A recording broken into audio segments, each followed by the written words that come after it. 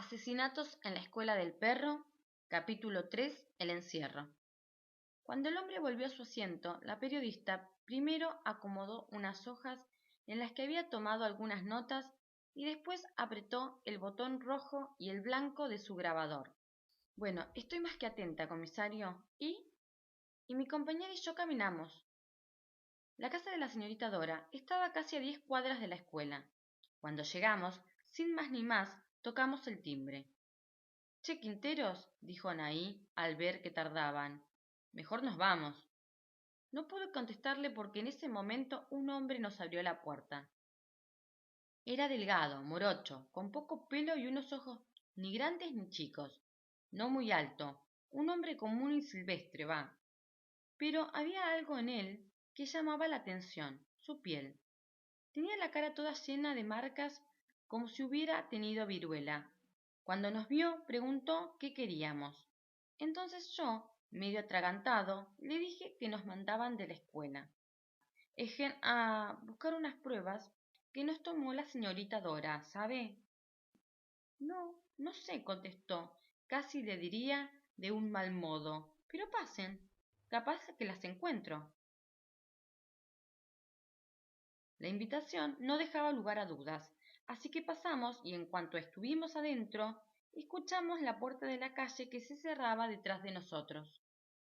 No era necesario ser muy inteligente para darse cuenta de que el hombre nos había dejado encerrados y se había ido.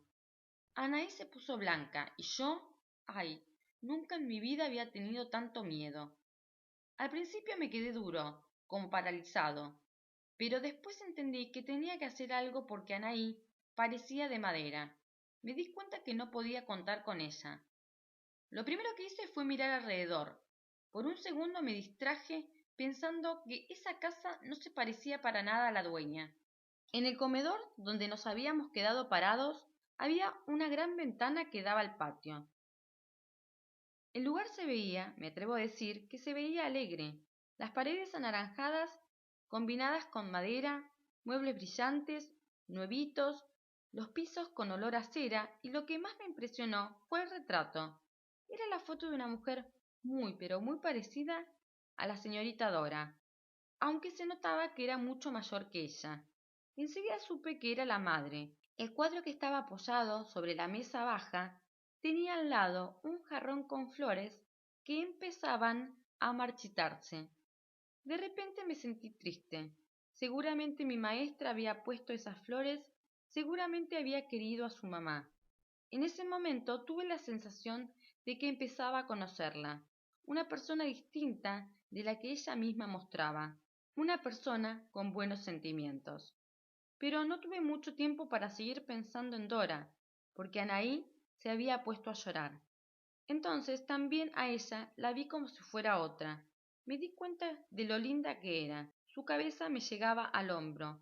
Tenía el pelo castaño, suave, un montón de pecas en la nariz y esos ojos así de grandes, tan dorados. Traté de tranquilizarla. Vamos, nena, que no es para tanto, le dije. Tengo mucho miedo, contestó.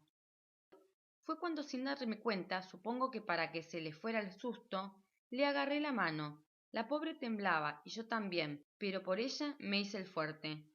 ¿Y cómo salieron?, preguntó la periodista.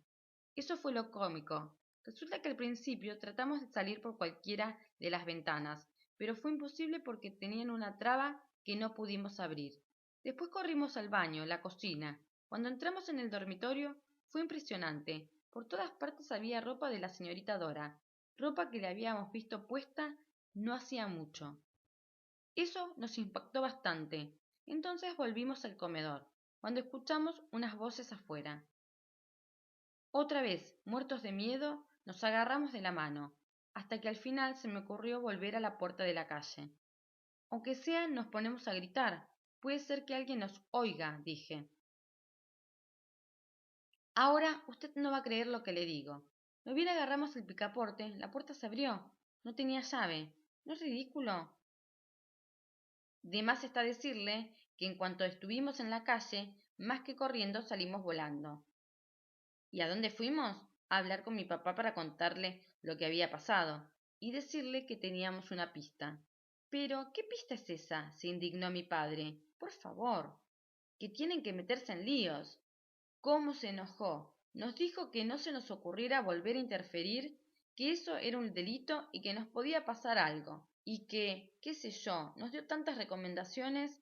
Vengan, ordenó, cuando se cansó de protestar. Vamos a llevar a esta chica a su casa, y me gustaría no tener que volver a decirles que dejen a la policía hacer su trabajo. Parecía convencido de que lo que le habíamos dicho eran pavadas, cosas de chicos, como decimos los grandes.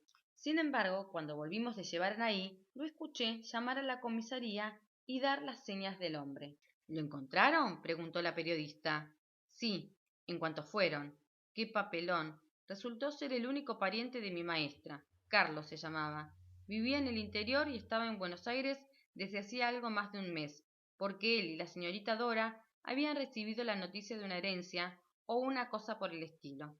El hombre dijo que había pensado volver al campo y en cuanto ella murió decidió quedarse un poco más para terminar con todos los trámites que surgieron. ¿Por qué los habían cerrado? Es que no nos había encerrado. Recuerde que la puerta se abrió en cuanto la tocamos. Pero igual, por las dudas, usted sabe cómo somos los policías. Fueron a hablar con él. Dijeron que el hombre, Carlos, digo, estaba preocupado porque no sabía dónde nos habíamos metido. Dijeron que había dicho que no entró con nosotros porque cuando nos hizo pasar, un vecino lo llamó para devolverle unas herramientas que le había prestado el día anterior, y que se demoró charlando un rato con él. Supongo que esas voces fueron las que habíamos escuchado desde el comedor. También dijeron que habían llamado al vecino que confirmó lo que él declaró, así que mi papá terminó furioso con nosotros. Al final no consiguieron las pruebas escritas, dijo la periodista. No, contestó el comisario. El primo de la señorita Dora se tomó el trabajo de revisar todo de punta a punta, pero no las encontró, y como no las encontró, llamó a la escuela y dijo que las pruebas escritas que nos habían mandado a buscar no estaban en la casa de la maestra. Fue el colmo. En lugar de mantenerse el secreto, no quedó nadie sin saberlo. En la dirección de la escuela también lo supieron, por supuesto. Entonces, dijo la directora después de pegarnos un buen reto, seguro están en el colegio. Vamos a buscarlas, así aprovechamos las notas que puso la maestra. Estábamos fritos, pero por suerte, como la investigación de los asesinatos seguía en curso, cada día aparecía un tema nuevo y la historia de nuestra ida a la casa de la señorita Dora enseguida pasó a segundo lugar.